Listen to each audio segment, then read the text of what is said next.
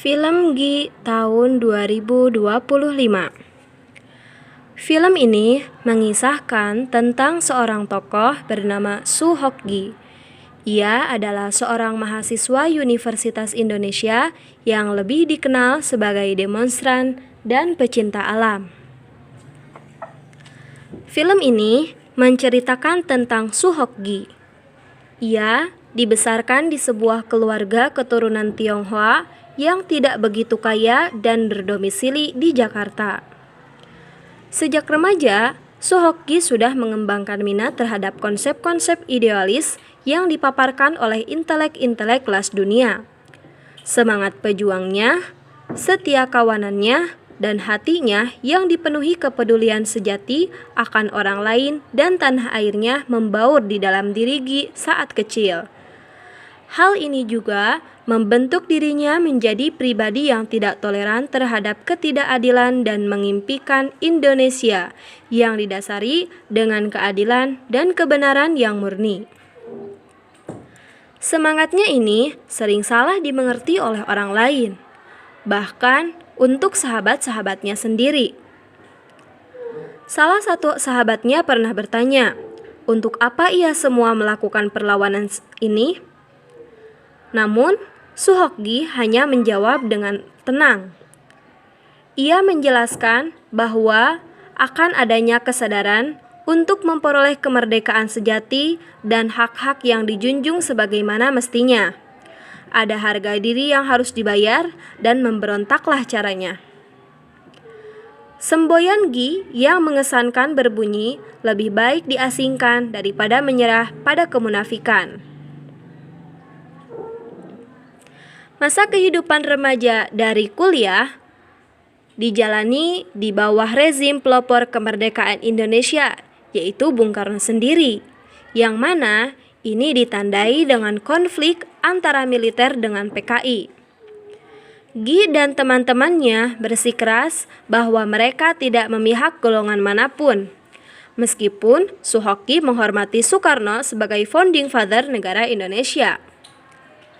Soo Hok Gi begitu membenci pemerintahan Soekarno yang diktator dan menyebabkan hak rakyat yang miskin terinjak-injak.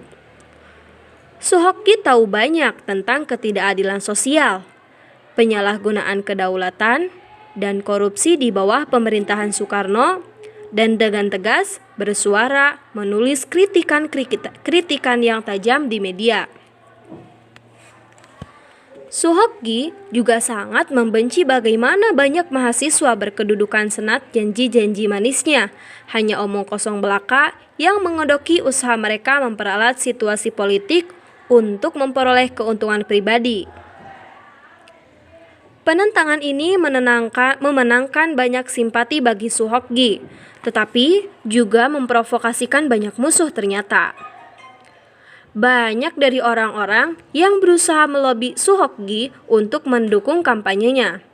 Sementara musuh-musuh Soo Hok Gi bersemangat untuk menggunakan setiap kesempatan untuk mengintimidasi dirinya.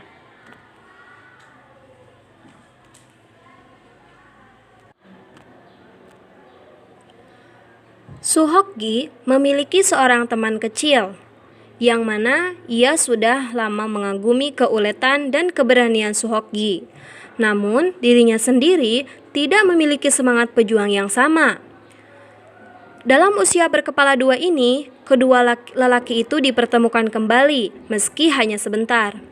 Soo Hok Gi menemukan bahwa temannya itu telah terlibat PKI, tetapi tidak tahu konsekuensi apa yang sebenarnya menantinya. Soo Hok Gi mendesak Tan atau temannya itu untuk menanggalkan segala ikatan dengan PKI dan bersembunyi. Tetapi sayangnya, Tan tidak menerima desakan tersebut. Karena merasa frustasi, Soo Hok Gi dan teman-temannya menghabiskan waktu luang mereka untuk naik ke gunung dan menikmati alam Indonesia yang asri dengan mahasiswa pecinta alam lainnya atau mapala di Universitas Indonesia. Selain itu, mereka juga gemar menonton dan menganalisa film, menikmati kesenian-kesenian tradisional, dan menghadiri pesta-pesta. karena seringkali dari hobinya yang memanjat gunung itu menginspirasinya untuk tulisan-tulisannya. Pada hari Jumat, tanggal 12 Desember 1969, mereka melakukan pendakian pertama, yaitu di Gunung Semeru. Sebelum berangkat, Suhokgi menitipkan jejak perjalanan politik pada temannya di Jakarta. Ia pun berangkat ke Semeru dengan kereta, menentukan arah dengan lewat buku Belanda, dan menanyakan pada pemimpin desa. Di sana, pemimpin desa menceritakan bahwa ia harus melewati Kali Amprong, melewati puncak Mahameru. Ia dan teman-temannya pun akhirnya melewati jalan kuda buatan Belanda.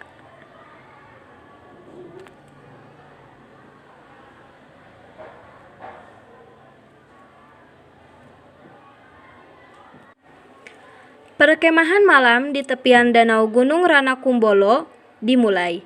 Suhokgi menjadi pusat perhatian dengan segala kisahnya tentang lagu dan musik yang menurutnya universal. Setelah itu, ia melanjutkan perjalanan dan menemukan jalan ke arah Arkobodo sebagai salah satu lokasi untuk menuju puncak Mahameru. Mereka pun akhirnya bermalam lagi. Akhirnya, pada tanggal 16 Desember 1969, di saat langit masih gelap dan rombongan siap berangkat saat di perjalanan, cuaca akhirnya buruk, hujan, dan juga berkabut dengan lama. Mereka semua turun, kecuali Suhokgi dan satu temannya atau Idan, yang ternyata mereka sudah meninggal.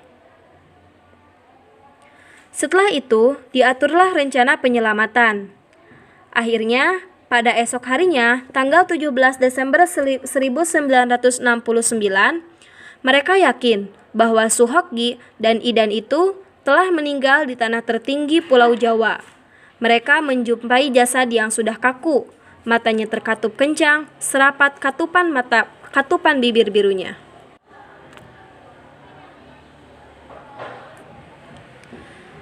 Di saat pendakian itu, akhirnya Suhokgi meninggal di Gunung Semeru pada tahun 1969,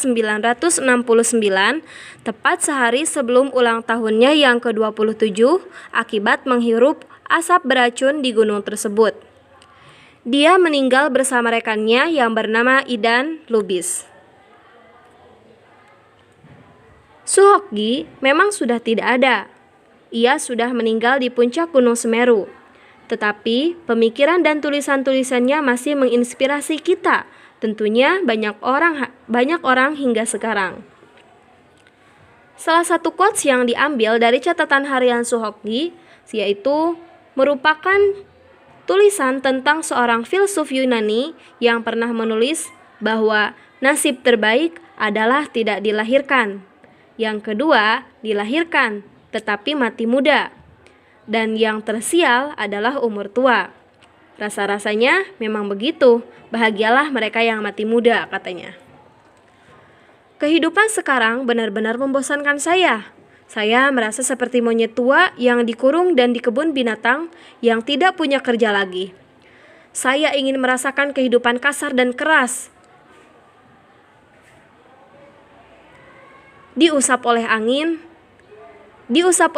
dingin seperti bisau, atau berjalan memotong hutan dan mandi di sungai kecil.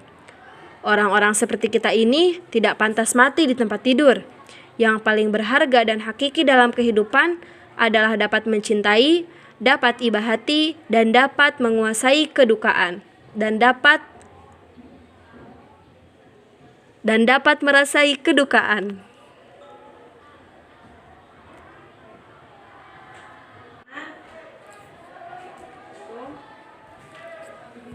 Begitulah singkat cerita dari Suhokgi. Ia yang seorang anak muda yang berpendirian teguh dalam memegang prinsipnya dan rajin mendokumentasikan perjalanan hidupnya dalam buku harian. Perlu kita ikuti. Buku hariannya ini kemudian diterbitkan dengan judul Catatan Seorang Demonstran pada tahun 1983. Semoga kita bisa mengikuti kebaikan-kebaikannya